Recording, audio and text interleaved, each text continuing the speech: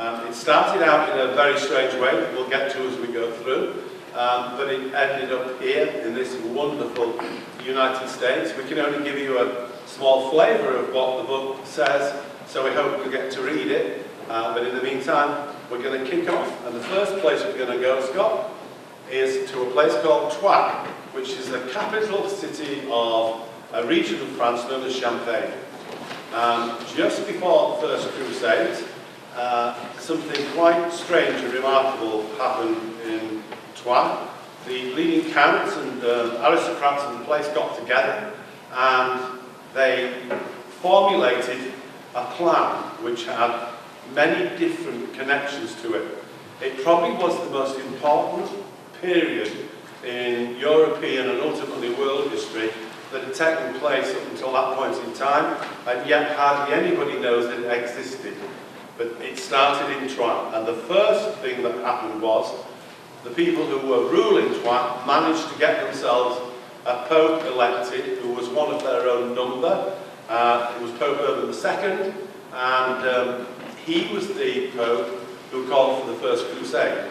Now, without cutting a long story too short, there is no doubt in our minds whatsoever that the reason that the people in Champagne wanted the crusade was because they belonged to a group of individuals who we have come to know as the Venus families.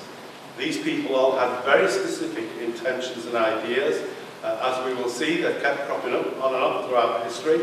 And one of the first things that they did was to formulate a new group of monks called the Cistercians.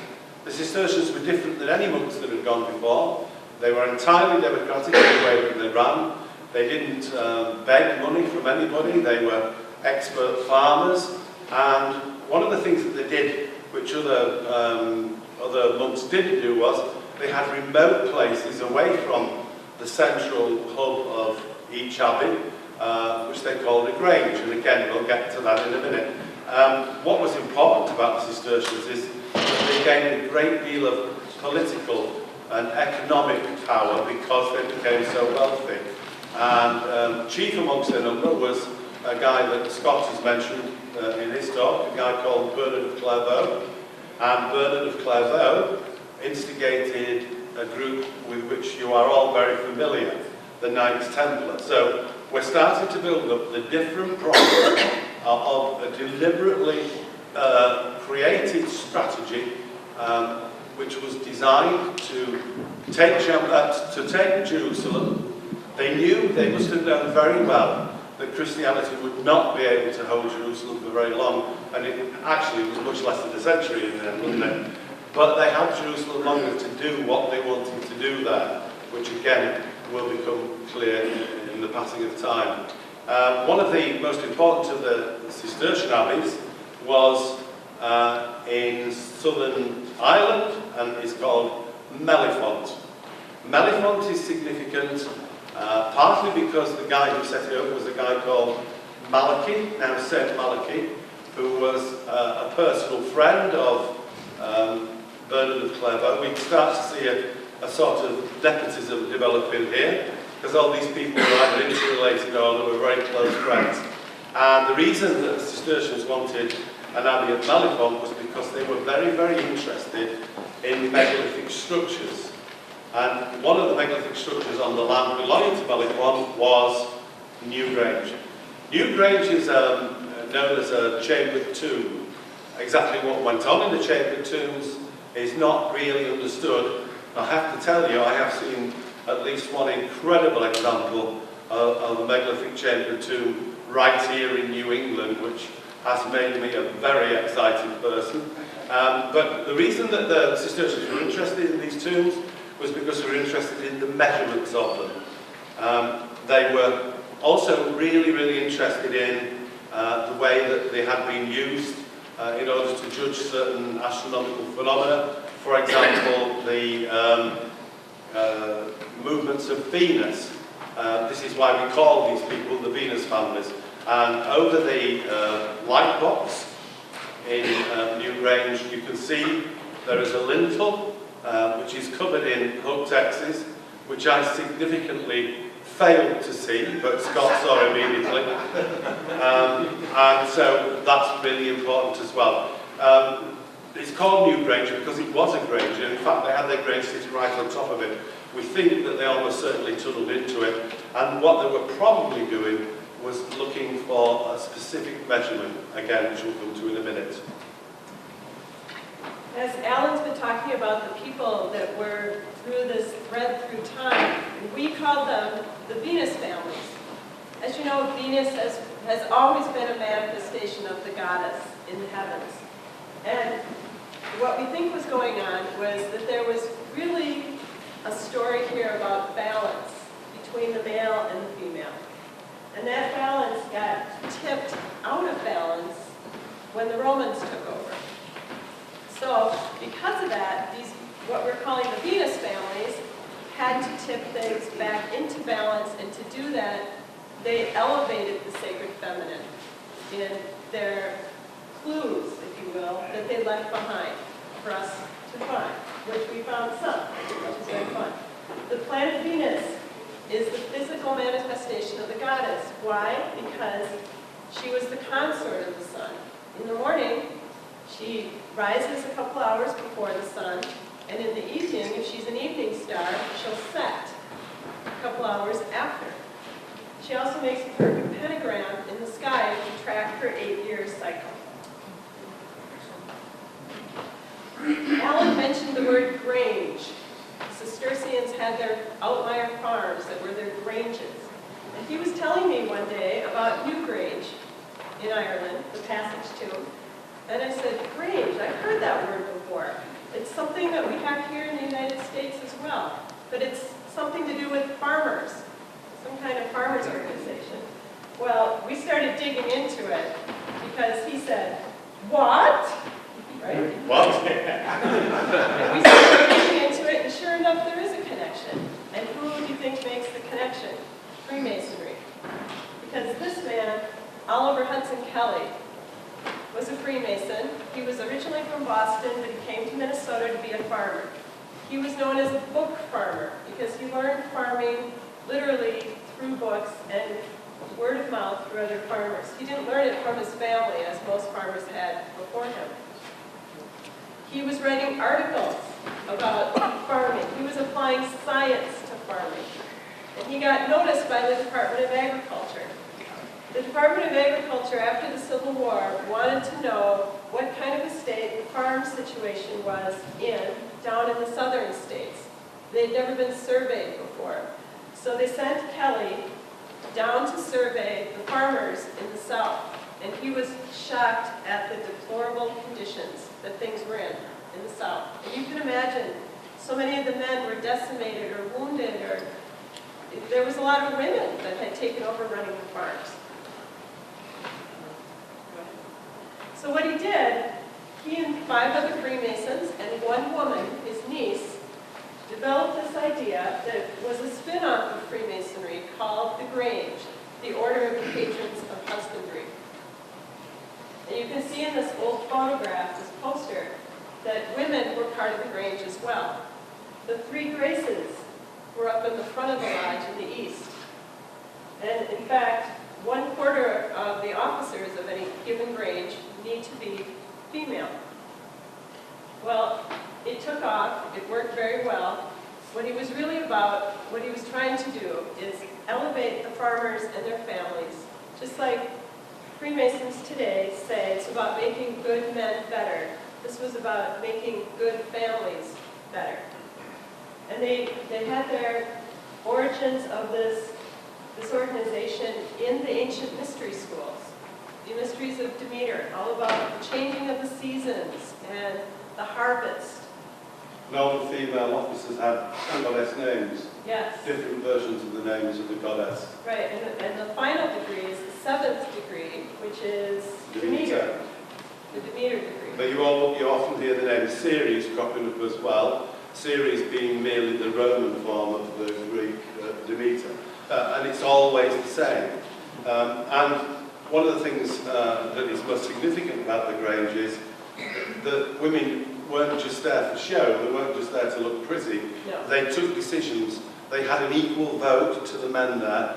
This, 50, 60 years ahead of female suffrage in the United States or anywhere else in the world, come to that matter. So this was a very forward-looking organisation, and the whole of the Grange movement, it worked like the Cistercian movement. If you were a Cistercian monk, you voted for an abbot.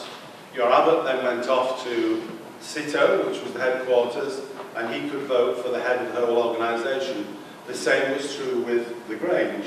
You could vote for a representative to go to state, Right. yeah, and from state, a representative to go to Washington, D.C., to the National Grange. So it worked in exactly the same way. It was truly democratic, and there's an important reason for that, and it's what we call the golden thread through the tapestry of time. This was a concept that I developed many, many years ago, but only now has it really come into its own. One of the things about the Venus families is they appear through history very irregularly. You can't see them everywhere at the same time. They take on different personas, but there are certain things which always holds good for them. And that's why I called it the golden thread through the tapestry of time. And if we look here, we can see, we find these people appearing in prehistory. They appear again at the creation of Solomon's Temple, the Champagne situation, which I was telling you about earlier, then with Freemasonry, well, Champagne and the Templars, then with Freemasonry, and then in a minute we'll talk about Bath in England and ultimately Washington, D.C. But what they had in common was a fascination for astronomy and geometry, feminine concepts at the core of their beliefs, even if these were not always obvious. You don't have to look very far always to find that that feminine consciousness is there. A search for freedom and equality. That is the overriding principle that the Venus families have carried right throughout time. Secrecy is on the list, and that's not secrecy for secrecy's sake. It kept them safe in a lot of times when to say the wrong thing meant being burned at the stake. So the secrecy is carried on to a certain extent because it's been part of their philosophy. And the use of a unit called the Megalithic Yard, which I shall now mention. Now, this guy's called Alexander Thom. We're going to have to skip through this pretty quick, I'm afraid. He was a professor of engineering at Oxford University. He was a devotee of sailing, and he was a Scot. And as he used to sail around the lochs and coasts of Scotland, he used to see lots of megalithic structures, you know, stone circles, stone avenues, and he wondered as a very young man whether these might have been used for tracking the movements of the sun and also most likely the moon, because we knew that our ancient ancestors were big sailors. Sailing was the only way you could get about realistically, either in Britain or indeed here in the United States, because, you know, we're talking about trackless wilderness.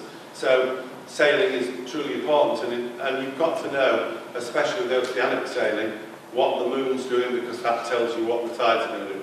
So Alexander Thom wondered if this was the case, and in order to find out, once he became Professor of Engineering at Oxford University, he used every one of his vacations to measure stone circles and stone avenues all over Britain and parts of France.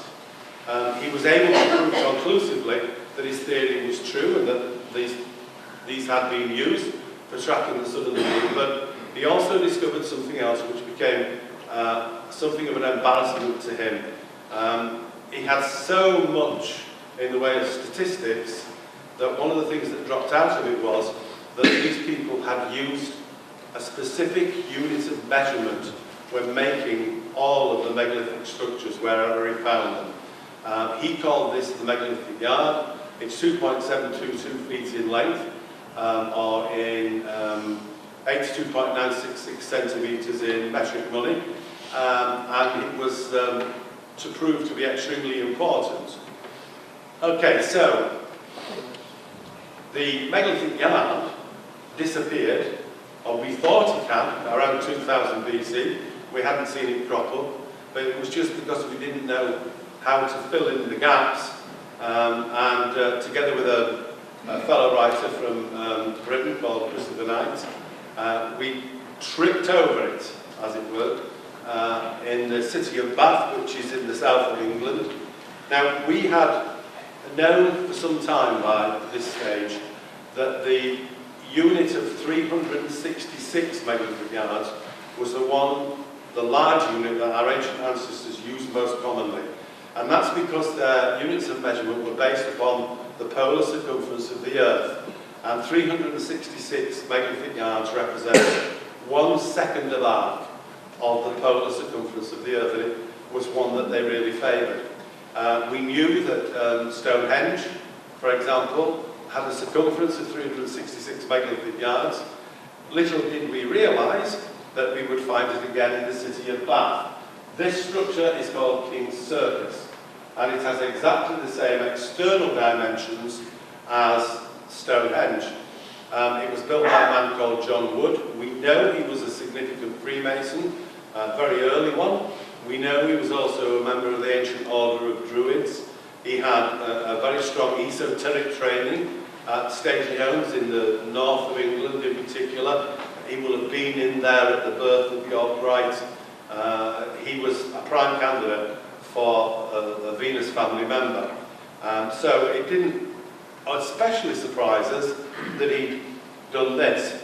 Unfortunately, both for him and for us, he died the year after he did it, which meant he didn't create any more structures which contained the megalithic yard. So what we wanted to do was to find out, is there another place, late 18th century, where we might find the megalithic yard, and the obvious place to go was Washington, D.C., because that was effectively a new town, a new city, at the same time as Bath was being created. So, we've got a strange note. Your battery is running low. Oh no! Is it not plugged in? I'm sorry about that. It's been a very busy week. I'm not surprised my battery's running low. We'll get this sorted. Well, I can tell you in the meantime, while they're getting this sorted. Is that what it was?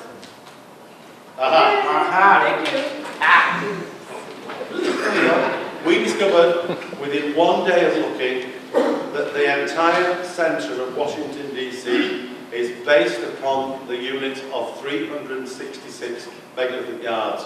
We could go into great detail about this, but we won't, because we don't have that much time. But if we could just go back. Oh, sorry. Sorry, it's mine. This is just one example. All of the measurements in Washington, D.C., which relate to the megalithic yard, start at one point, which is a structure called the Ellipse, which is just south of the White House. And from there, lines radiate out to all the major junctions and intersections in the city. Each one of these is a known number of units of 366 megalithic yards. Interesting to note in passing that most of the junctions that they go to are named after famous Freemasons, which I think is probably no coincidence whatsoever. So, we know now that Washington, D.C. is built upon the megalithic yard. Okay, now then, one of the things that occurred to me first when I went to Washington, D.C., and we proved it again when I was there with Scott filming, and Janet, you and I had a long walk around Washington one day, didn't we? Yes. One day when he didn't want us on camera. And that's really what led to this book, that walk, really, wasn't it? That's true. Because every statue that we looked at was a goddess. And on the one hand, you can say to yourself, you know, it's neoclassical architecture, they were very fond of goddesses, but this is out of all proportion. And we have just two examples here. The one on this side is called the Peace Monument. We just thought that was a beautiful structure covered in goddess statues. We know that it's extremely important for all sorts of other reasons, but that was one of the first ones I saw. And this other lady is the goddess of armed freedom, who stands on the pinnacle of the Capitol building. And these are just two examples out of many. We can also say that a great deal of thought in terms of the goddess went into the planning of Washington, D.C. right from the start, because, of course, Washington is unique in that it's not in a state, it's in a district, and the district is called Columbia. Columbia is and always has been the name of a goddess, and she has now become the patron goddess of the United States. Her name is derived from the word column, from dove, and the dove has been the chief symbol of the goddess since forever, you know, going back thousands and thousands of years. And of course we've got the fact that the District of Columbia stands astride Virginia, Virgin, which is the name of the goddess, and also Maryland, from Mary, which is also the goddess. And then we turned our attention to the National Mall. In case you've never been there, you're not familiar, this is an overview. You can see the Capitol on the far right, the Lincoln Memorial is on the far left, and then you have the White House to the north, the Ellipse going south, and then the Washington Monument in the center. And anchoring it down at the southern end is the Jefferson Memorial. When we were looking at it, we noticed that the Washington Monument has a very profound shadow. You see it here. And we wondered, does that point to anything? Could it point to anything? And was it intentional, if it does? Well, Alan had already realized that the shadow runs down the mall on September 17th, Constitution Day, and goes right up the steps of the Capitol. And also September the 17th is no coincidence, because that was the day upon which the mysteries of Demeter were held in ancient Greece. And we know that when they were waiting to sign the Constitution, they delayed the signing by more than a few weeks, and we're sure now that that was because they wanted to do it on this day. Sorry, Jamie. That's great. Go ahead. So then we said, all right, was that intentional or coincidental? What else could we look at? So the next obvious date was Independence Day, 4th of July. Does the shadow do anything of interest on that day? And sure enough, we found that the tip of the shadow just touches this little square pier here called the Jefferson Pier. Thomas Jefferson had proposed a United States meridian, which ran south down through 16th Street down to what is now his memorial. It runs right through this pier as well. Thomas Jefferson also, I say, chose to die on the 4th of July. He held off, but that's the day he died. John Adams did too, actually. And then we said, all right, well, that's two. What else could we look at? So then we looked at something more modern, the World War II Memorial. Does the shadow do anything significant with that? And we found that it does. On Victory in Europe Day, May 8th, the shadow touches the eastern side of the monument. There's a block there that describes the monument. That's the Atlantic side of the monument. The Atlantic side, right. And then on August 15th, Victory in Japan Day, it touches the other side, the Pacific side, the western side of the memorial. And we were getting pretty excited now because, but the fact that this happened in 2006 tells us somebody still knows and somebody's still doing this. This was not something that was just planned by our founding fathers or the pre-Civil War guys. This is happening still today. Are you talking about a secret society? Not necessarily. One thing is for certain here, you don't get to put something on the National Mall unless you've got some power, so you could be right. Right. It took years to get that built. Yeah. But it had obviously from the very start been really carefully planned. It did take years. Or it's a coincidence. Or it's a coincidence. So then we started looking at other dates that were significant. And we looked at the winter solstice, December 21st. And we wondered, does anything happen on that day with the shadow?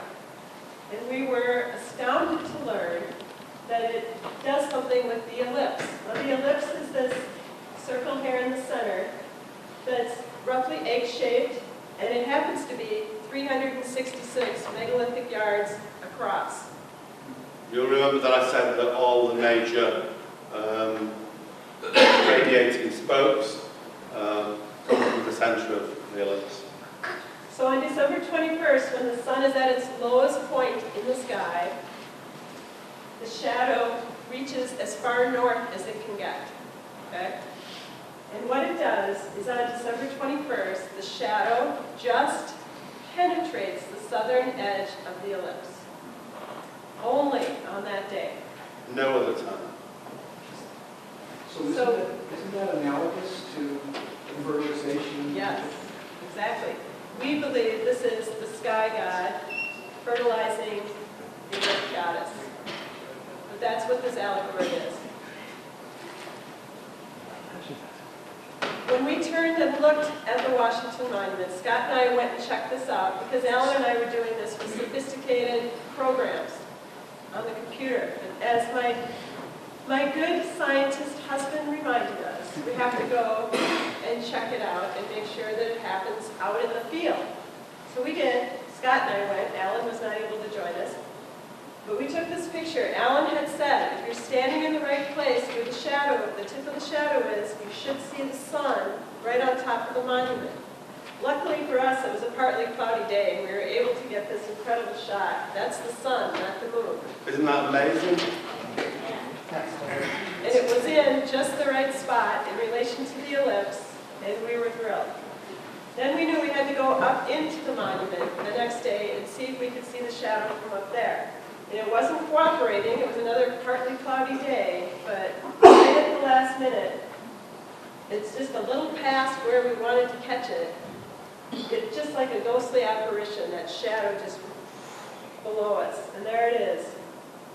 You can see it's just past where it would have gone into the ellipse. But we were thrilled to find this and find that it's very significant. The only thing I will say on that score is because I couldn't be there, these people with their cloudy sky in Washington kept me sitting at my desk day and night for 3 days. But boy, were we pleased. Yeah, I could hear the hoops and owls. You could have heard it across the Atlantic. Right. Which brings us to another obelisk, which the Washington Monument clearly is emulating. It's not one solid piece of rock like a true Egyptian obelisk would have been, but it most definitely is the same shape. Dave Brody mentioned in his lecture that Cleopatra's Needle sits in Central Park behind the Metropolitan Museum of Art. It's a real Egyptian obelisk, about 3,500 years old. And this obelisk was brought over to the United States from Egypt in 1881. The feat of just getting it over here was an incredible engineering story, which we won't go into the details, but look it up if you get a chance. It's really fascinating. They literally cut a hole in the side of the ship, put the obelisk in, and sealed around it, and sailed over here that way. Amazing. William Vanderbilt, a Freemason in New York, the railroad magnate, paid for the obelisk to come over from Egypt. There's another one, the twin, is on the Thames in London, Thames Embankment in London, which had come a couple of years earlier, so these twin obelisks. Vanderbilt was given the honor of saying where the obelisk would be placed in New York City when it arrived. And he chose this point, Great Wacky Knoll. As Dave mentioned earlier, 9,000 Freemasons marched down Fifth Avenue to celebrate and to do this cornerstone laying ceremony. It must have been quite an amazing sight. Clearly, it was very important to Freemasonry. While we were doing this, we did an episode about this in America Unearthed. And I was working with the writers about this, and they told me that they had found an article that said that there's a line of 3 obelisks that run down through Manhattan, starting at Cleopatra's Needle, running south. So we were looking into that, and what we found on Google Earth is that it's not actually a straight line. It's slightly dog-legged. So we wondered, could that mean something? The second obelisk in that line is the Worth obelisk in Manhattan, near the Flatiron Building. The one that was placed earliest is in St. Paul's Chapel's churchyard. This was put up to a man named Emmett, and he was an Irish freedom fighter. He was not actually under the obelisk in the churchyard. but yet here's this obelisk There's a hole erected. there. We know there's a hole there. There's a hole Nobody there. in it. Yeah, nobody's in it supposedly. So this was placed in 1830. And this church itself, another thing we don't have time to go into today, but if you get a chance, look into it or read about it in our book. It's an amazing place. We found a clue that there was something going on with this line of obelisks that led us in a certain direction. And that is that in Grand Central Station, which was built by the Vanderbilt family, that there's a starry ceiling. And they've always been criticized because one of the constellations depicted on the beautiful starry ceiling in the station, one constellation is incorrect. It's reversed. But only one, and it's Orion, also Osiris to the Egyptians. And I'm going to let Alan explain this because he's the astronomer. Okay. The fact that Orion appears on the ceiling of Grand Central Station is not a surprise in itself, because that's the part of the plane of the ecliptic that's shown. But this was done by an expert who was not only an expert artist but an expert astronomer. And the simple fact is that although the stars of Orion are the right way round, the actual figure of Orion is the wrong way round. And the Vanderbilts were asked time and again, as still being asked, why this was the case when everything else about it was absolutely right. They didn't give an answer then, and they're not giving an answer now. I've heard they always say, it's perfectly correct. Yes, so they clearly want it to be. But you can see the stars of Orion's belt as being the three that run across literally where his belt is. Now this Orion's belt is very important. It's cropped up in our research time and time again. It's replicated in various places all over the planet, but we never expected to find it in New York. One of the places where it is found is on the Giza Plateau in Egypt. I don't know if you've ever been, but wow, that's impressive. But the three major pyramids form a pattern which is identical with Orion's belt. And if you take Orion's belt as a picture and proportionately put it down on top of the pyramids, you will see that they match exactly. The same is true with a series of giant henges near to my home in Yorkshire. So it's happened time and again. And now it's happened in New York. The reason we have two at the top of this is because where they wanted to place the Central Park obelisk, they could not do so exactly because the ground there was swampy. So they put it as close as they could. But to within a whisker, it's an exact reproduction of Orion's belt. And you can see now that the line runs down. So we've got the straight line, which this is the centre one. We've got the curved line, which emulates the belt. Great. So if you look at the line that runs down through Manhattan, roughly, it comes down through the park, down by where Ground Zero is, where St. Paul's Chapel is. And if you look out into the harbor, what do we see? Statue of Liberty. Exactly. So do we have the temple to Osiris and Isis in the harbor? What it really comes down to is what you've been hearing on and off all day. There has been, across time, a group of people who have been connected either by family, by tradition, or in some other way, who have appeared to history to come and go, but they've been there all along. They've had many names, but they had only one vision, and that vision was to build, if you like, as close to a paradise on earth as it was possible for any place to be. They tried very hard to build it in Europe, but because of the way Europe had developed and the monarchies and the structure, it was impossible to do so. We now, our historians, our family of historians, are convinced that it was probably around about the time of the Templars that a decision was made that it never could be done in Europe, and that's when the New World was first looked at, and ultimately they were successful. We have been able to show you just a little bit this afternoon, of the evidence that we think that proves that, and which went to making what is the New Jerusalem, this wonderful United States of America. Thank you very much.